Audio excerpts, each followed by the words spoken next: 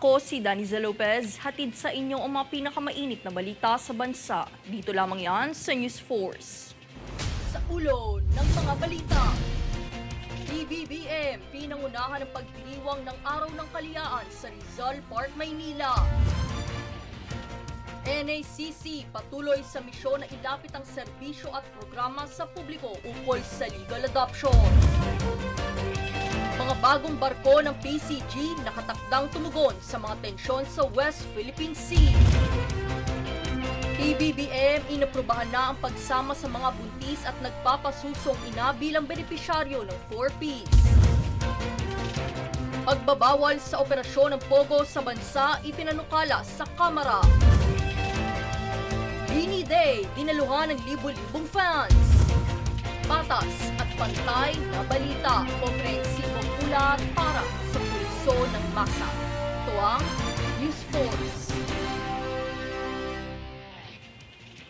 Pinangunahan ni Pangulong Ferdinand Bongbong Marcos Jr. ang flag ceremony at seremonya ng pag-aalay ng bulaklak sa Rizal Park, Maynila bilang pagdiriwang ng ika-126 na anibersaryo ng Araw ng Kalayaan. Kasama ng Pangulo sina First Lady Liza Araneta Marcos at kanyang mga anak na si Vincent at First District Ilocos Norte Representative Sandro Marcos. Sa seremonya ay pinuri ni Pangulong Marcos ang nasyonalismong ipinapakita ng mga Pilipino bilang pagpapatuloy ng ipinaglalabang kalayaan ng mga ninuno sa kasaysayan.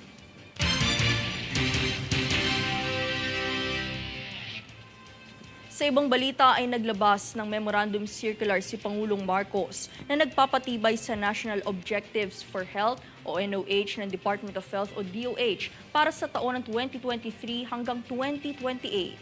Ang NOH ng Health Department ay magsisilbing medium-term strategy upang mas mapabuti ang sektor ng kalusugan sa Pilipinas. Ang pagpapatupad dito ay naayon sa Philippine Development Plan 2023 to 2028 para sa paglago ng sektor ng kalusugan ng bansa sa ilalim ng Administrasyong Marcos na ibinatay sa Ambisyon Natin 2040 ayon sa Memorandum Circular No. 53 na nilagdaan ni Executive Secretary Lucas Bersamin noong ika-4 ng Hunyo.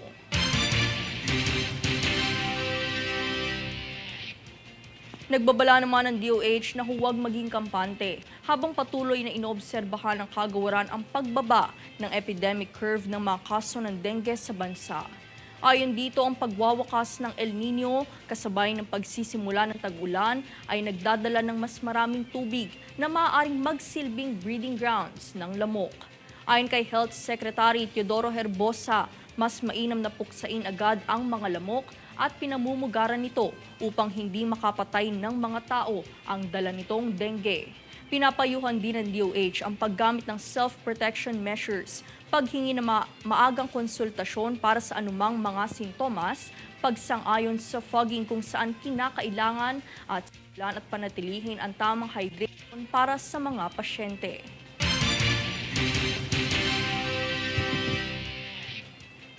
Sa layong palawakin ng positibong komunidad at magbigay kamalayan sa publiko ukol sa childcare at pag-aampon, ay tinalakay ng National Authority for Childcare o NACC ang pagdiriwang sa Adoption and Alternative Childcare Week. Panoorin sa aking ulat.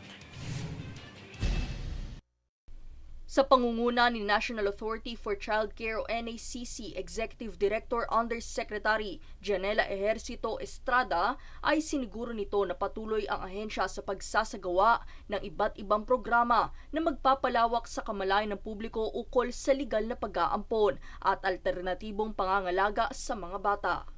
Ayon sa Section 57 ng Batas Republika bilang 11642, o ang Domestic Administrative Adoption and Alternative Childcare Act of 2022 ay inilalaan ng 1 linggo sa buwan ng Hunyo bilang pagdiriwang sa Adoption and Alternative Childcare Week na may kaugnayan sa pagbibigay ng permanenteng pamilya sa isang bata at pagtugon sa espesyal na proteksyon na kinakailangan ng mga batang ulila, inabuso at inabandona. Layon po natin na mas marami pong bata ang mabigyan ng tamang aruga, gabay at pagmamahal sa pamamagitan ng iba't ibang programa ng NACC sa adoption and alternative childcare. Isa sa mga aktibidad ay ang ikalawang pagdiriwang ng bisikleta nitong kamakailan lang ika-9 ng Hunyo sa Pasig City, kung saan mahigit 200 siklista ang nakilahok, kabilang na ang mga ilang opisyal ng gobyerno, adoptive parents at advocates. Itinaguyod din ang Adoption and Foster Care Forum bilang bahagi ng Adoption and Alternative Child Care Week, kung saan nakipag-ugnayan ng NACC at Regional Alternative Child Care Offices sa mga pasyalan para sa pagtataguyod ng mga adoption help desk sa loob ng pasilidad nito. Layo ng NACC na maihatid ang impormasyon sa publiko na mas abot kaya at mas pinadali na ang bagong proseso sa legal na pag-aampon sa bata, kung saan aabuti na lamang ng 6 hanggang 9 na buwan ang proseso nito dahil sa Batas Republika bilang 11642. At bilang Pangulo po, nais po namin hikayatin ng ating mga kababayan na dumaan sa legal na proseso ng pag-aampon. Administrative na lamang po ito, hindi na po kagaya ng dati na kailangan pang dumaan sa korte, hindi na po kailangan ng serbisyo pa ng abogado, serbisyo na lang po ng licensed social worker ang kinakailangan. Sa kabila nito ay patuloy din ang paalala ng NACC sa publiko na iwasan ang pag-aampon ng mga bata sa ilegal na proseso, gaya na lamang ng pag-aampon online dahil hindi ito naayon sa batas. Daniza Lopez nag-uulat para sa One Media Network.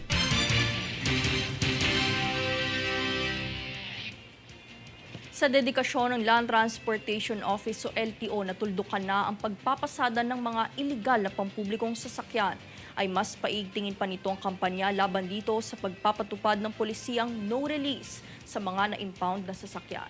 Narito ang buong balita. Ipatutupad na ng Land Transportation Office o LTO ang polisiyang no release sa mga sasakyang na-impound sa ilalim ng operasyong Anti-Colorum. Mariing ipinahayag ni LTO Chief Assistant Secretary Attorney Vigor Mendoza II na ang tanging paraan lamang para mailabas ang mga na-impound na sasakyan ay sa pamamagitan ng isang court order. Dagdag pa niya ang mabigat na kaparusahan na ito ay upang matuldukan na ang iligal na pamamasada ng mga driver at operator na siyang kinukuha ang 30% kita ng mga transport group. Itinuturing din ni Mendoza ang iligal na operasyon bilang krimen, kung saang binigyang diin ito ang agarang pagsasampa ng kasong kriminal sa bawat kolorum na nahuli sa operasyon. Ang mga kolorum na sasakyan ay iyong mga hindi dumaan sa lehitimong proseso ng Land Transportation Franchising and Regulatory Board o LTFRB upang maging isang ganap na Public Utility Vehicle o PUV na maaring magsakay ng pasahero. Daniza Lopez nag-uulat para sa One Media Network.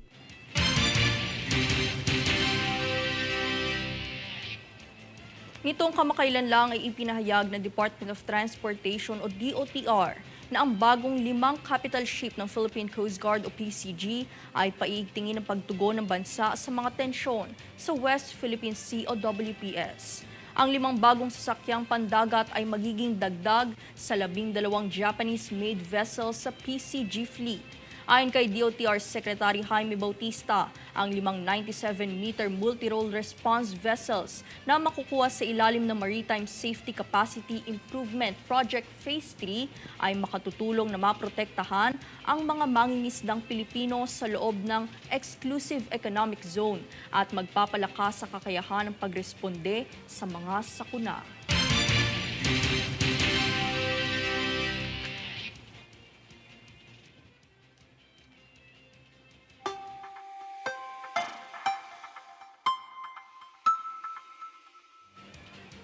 Sa lagay ng ating panahon ngayon ay patuloy na naapektuhan ng easterlies ang silangan Luzon, Visayas at Mindanao. Ayon sa Philippine Atmospheric Geophysical and Astronomical Services Administration o PAGASA. Asahan ang bahagyang maulap na kalangitan na may kalat-kalat na pag-ulan o pagkidlat-pagkulog sa rehiyon ng Bicol, Eastern Visayas, Caraga, Davao, Metro Maynila at natitirang bahagi ng bansa. Pinag-iingat naman ng publiko sa maaaring pagbaha o pagguho ng lupa na magiging dulot nito.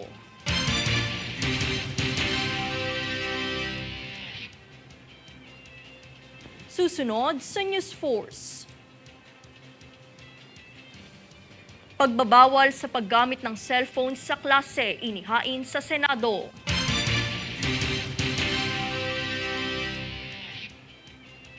DSWD nagbabala ukol sa hindi lehitimong AKAP Financial Assistance Program.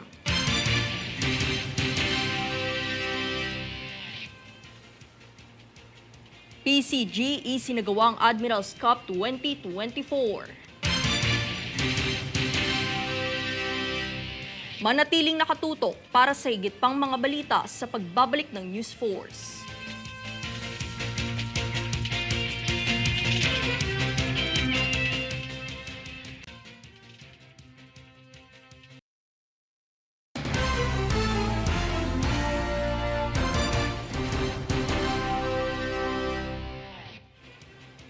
Inaprubahan na ni Pangulong Ferdinand Bongbong Marcos Jr. ang pagpapabilang sa mga buntis at nagpapasusong inabilang benepisyaryo ng 4Ps. Dahil dito mapagkakalooban na sila ng cash grants mula sa Department of Social Welfare and Development o DSWD upang matiyak ang maayos na kalusugan ng unang 1,000 araw ng mga sanggol. Tugon ito ng pamahalaan upang mas mapababa ang kaso ng malnutrisyon ng mga bata sa bansa.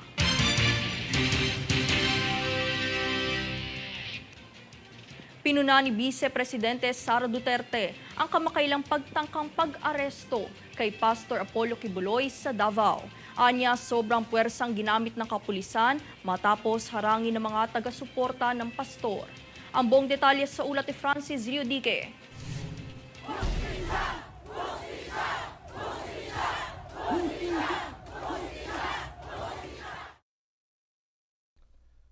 Ito ang tagpo sa isa sa mga ari-arian at pinaghihinala ang tinataguan ni Kingdom of Jesus Christ founder Pastor Apollo Kibuloy.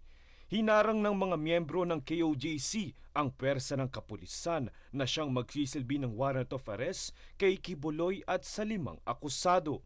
Matagumpay namang nakapasok ang mga pulis nang maipakita na ang dokumento ng arrest warrant sa mga abogado ng KOJC. Kahit na may helicopter pang umaaligid, bigong maaresto at mamataan ang pastor. Si Kibuloy ay nahaharap sa mga kasong child abuse, human trafficking, money laundering at iba pa. Sinubukan din matugis ang pastor sa isang compound sa Glory Mountain na nauwi sa tensyon. Samantala, pinuna naman ni Vice President Sara Duterte ang insidenteng ito sa pagitan ng mga KOJC supporters at kapulisan. Ayon sa bise, sobra ang puwersang ginamit ng kapulisan sa nasabing mga operasyon. Ipinanawagan din niya na maging makatao at katanggap-tanggap ang pagsisilbi ng hustisya sa bansa. Samantala, ayon naman sa pulisya, manatiling kalmado lamang at makipagtulungan aniya sa kanilang operasyon. Kumpiyansa ang PNP na hindi pa nakakalabas ng bansa si Kibuloy. Francis Riodique, nag-uulat para sa One Media Network.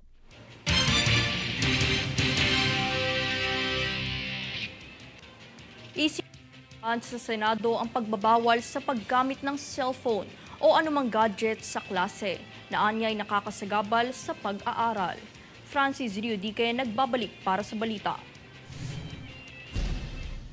Formal nang inihain sa Senado ang pagbabawal ng paggamit ng cellphone o anumang gadgets habang nagsasagawa ng klase. Ito ay matapos ipanukala ang Electronic Gadget Free Schools Act o Senate Bill No. 2706. Ayon kay Senator Sherwin Gatchalian na may akda nito, nakakasagabal sa pag-aaral sa klase ang paggamit ng cellphone.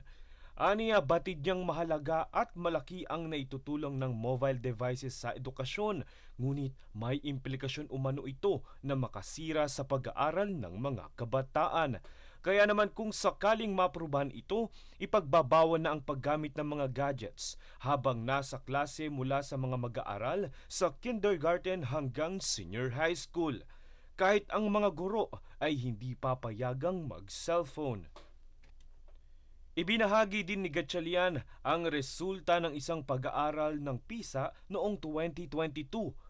Lumalabas dito na 8 sa 10 mag-aaral ang hindi makapag-focus dahil sa paggamit ng cellphone. Kaya naman layon umano ng panukalang batas na ito ay maituon ng mga estudyante ang kanilang buong atensyon sa mga leksyon sa klase. Francis Riudique, nag-uulat para sa One Media Network.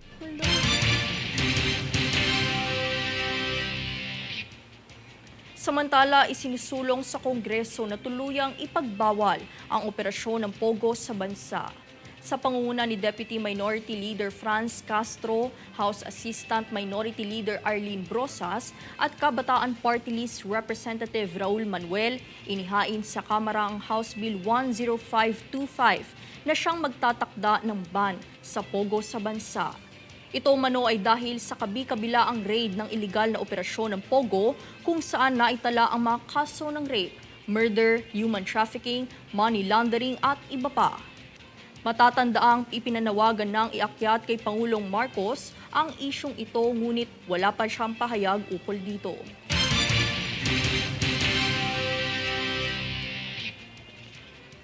Binala ng Civil Aviation Authority of the Philippines o CAAP ang publiko na iwasan ang pakikipagtransaksyon sa hindi lehitimong email na ginagamit ang pangalan ng ahensya para makakuha ng pera. Ang panloloko ay nagaganap kung saan magpapadala ng liham ang peking email sa biktima na nagsasaad na mayroon itong parcel na kinakailangang bayaran. Paglilinaw ng CAAP, hindi ito humihingi ng personal na impormasyon at bayad sa online. At ipinaalala na ang tanging email lamang ng ahensya ay ang licensing@kaap.gov.ph. Sakaling makatanggap ng ganitong uri ng liham, ay ipagbigay alam sa Management Information Systems Division o MISD at iwasang pindutin ang mga ipinadalang link.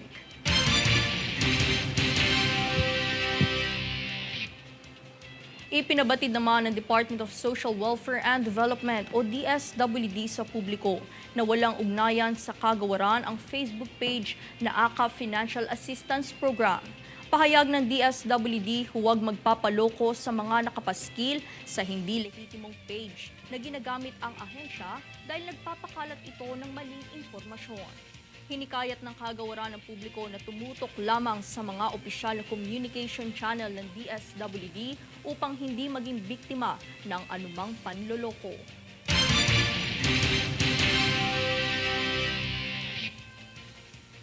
Nitong kamakailan lang ay pinangunahan ni Philippine Coast Guard o PCG Deputy Commandant for Operations, Coast Guard Vice Admiral Rolando Lizor Punzalan Jr. ang pagbubukas ng Admiral's Cup 2024 sa PCG Gymnasium. Ayon sa PCG, layo ng aktibidad na ito na palakasin ang moral, disiplina at pagkakaisa sa mga tauhan ng ahensya. Isa rin umano itong daan para sa pagpili ng mga atleta ng Coast Guard na kakatawan sa organisasyon sa AFP-PNP PCG Olympics ngayong taon.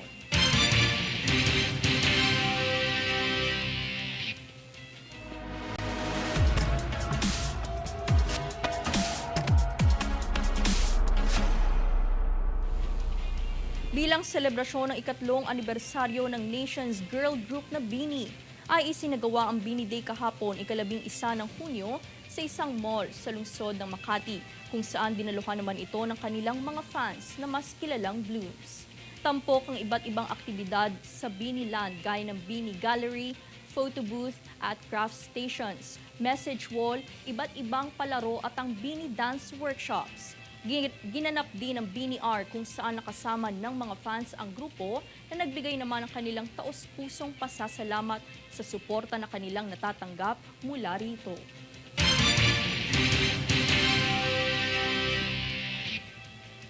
At narito ang recap ng mga nagbabagang balita ngayon.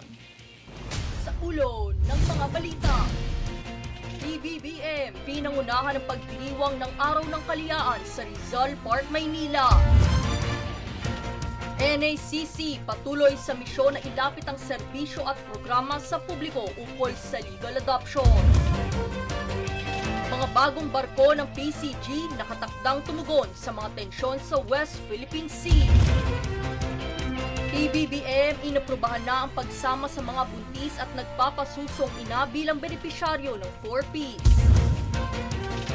Pagbabawal sa operasyon ng Pogo sa bansa ipinanukala sa Kamara. Bini Day, dinaluhan ng libo-libong fans. Patas at pantay na balita, komprehensibong ulat para sa pulso ng masa. Ito ang News Force. At yan ang pinakamainit na mga balita ngayong araw. Manatiling nakatutok sa aming mga ulat at updates sa aming Facebook page, facebook.com/OneMediaNetwork. Ako si Danizel Lopez at ito ang News Force.